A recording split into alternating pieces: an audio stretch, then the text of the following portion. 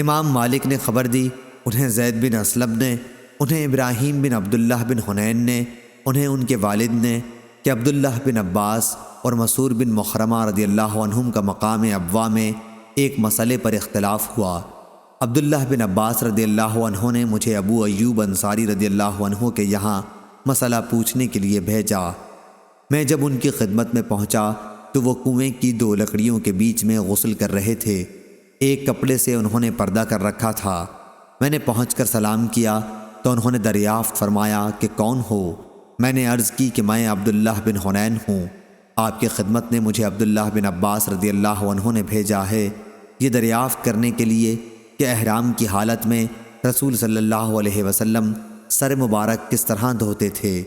یہ کہہ کر انہوں نے کپڑے پر جس سے پردہ تھا ہاتھ رکھ کر اسے نیچے کیا۔ اب آپ کا سر دکھائی دے رہا تھا۔ جو شخص ان کے بدن پر پانی ڈال رہا تھا اس سے انہوں نے پانی ڈالنے کے لیے کہا۔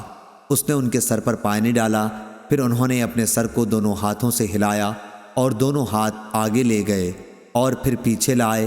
فرمایا کہ میں نے رسول اللہ صلی اللہ علیہ وسلم کو احرام کی حالت میں اسی طرح کرتے دیکھا تھا۔ صحیح بخاری حدیث نمبر 1840۔